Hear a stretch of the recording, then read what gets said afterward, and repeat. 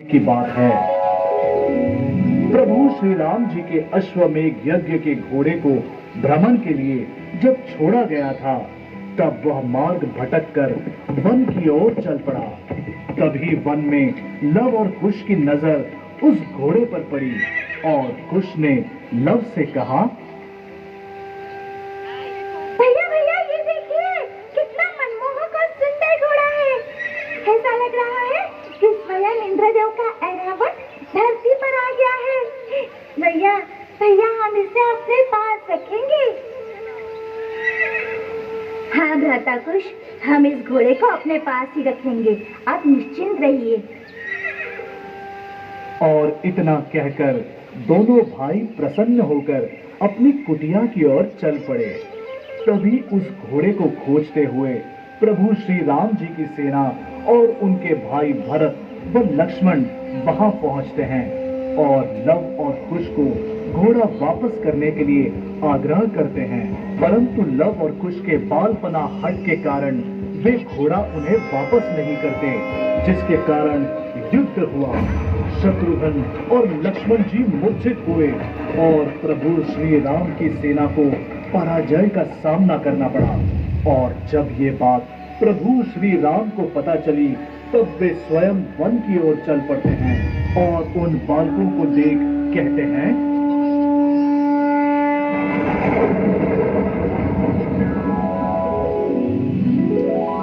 हे बालक, आप कौन हैं? क्यों हमारे अश्वमेघ यज्ञ के घोड़े को अपने पास रखने का दुस्साहस किए हुए हैं? आप मुझे अपना परिचय दें और मुझे मेरा घोड़ा लौटाएं। तभी महर्षि वाल्मीकि कहते हैं, हे अयोध्यापति नरेश, प्रभु श्री राम, ये दोनों तेजस्वी बालक जिन्होंने आपके अश्वमेघ के घोड़े को पकड़ा है, वे आप ही के पुत्र हैं, लव और कुश। इनके इस अपराध को क्षमा करें महाराज, क्षमा करें। तभी मां जानकी भी वहां आ जाती है और कहती है, हे प्रभु, क्षमा कर दीजिए इन्हें। इन्होंने अज्ञानतावश इस घोड़े को अपने पास रखा, आपकी सेना से युद्ध किया, शत्रुघ्न और लक्ष्मण जी को मूर्छित किया। इन्हें क्षमा करें प्रभु, इन्हें क्षमा करें। क्षमा करें, क्षमा करें। हमारे मन में कुछ प्रश्न है। पूछो, क्या प्रश्न पूछना चाहते हो? एक ही प्रश्न है महाराज। हमारे गुरुदेव कहते हैं आप मर्यादा पुरुषोत्तम हैं, परंतु ये कहाँ की मर्यादा है कि उस पत्नी का जिसकी पवित्रता पर आपको स्वयं विश्वास है, केवल कुछ लोगों की निंदा के कारण उनका त्याग कर दिया जाए और निष्ठाई अवस्था में वनवास में दुख भोगने के लिए विवश कर दिया जाए। ये कौन सा धर्म है महाराज? ये कौन सा धर्म है महाराज? बताइए, ये कौन सा धर्म है? राजधर्म। एक साधारण मानव और राजा के धर्म में अंतर है।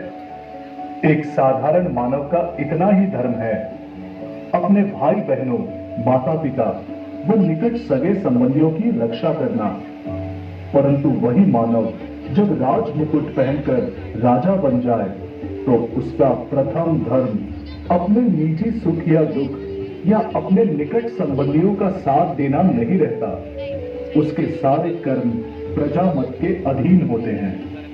फिर चाहे निजी तौर पर उसे सुख हो या दुख हो, उसका कर्तव्य यही है कि जिससे प्रजा का कल्याण हो, प्रजा रंजन हो, जिस पर प्रजा का मत हो, यही उसका पहला धर्म है और यही उसका आखिरी धर्म भी।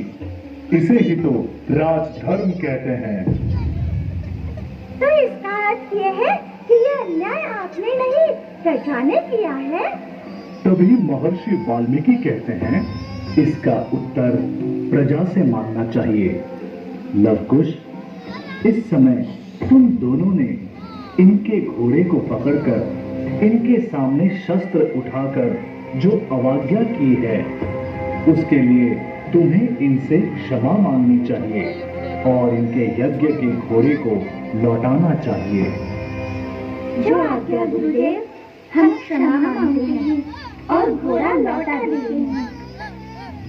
और तभी भगवान श्री राम अपने दरबार में लौटते हैं और कहते हैं, मैं रघुनाथ जी के सिवा किसी दूसरे पुरुष का मन से भी चिंतन नहीं करती। यदि ये सत्य है तो आज भगवती पृथ्वी देवी मुझे इसी क्षण अपनी गोद में स्थान दे। यदि मैं मन, वचन और कर्म द्वारा प्रभु श्री राम की आराधना करती हूँ तो भगवती पृथ्वी देवी मुझे इसी क्षण अपनी गोद में स्थान दे। भगवान श्री राम को छोड़कर मैं किसी दूसरे पुरुष को नहीं जानती। मेरा कहना यदि सत्य हो तो भगवती पृथ्वी देवी इसी क्षण मुझे अपनी गोद में स्थान दे। मुझे अपनी गोद में स्थान दे।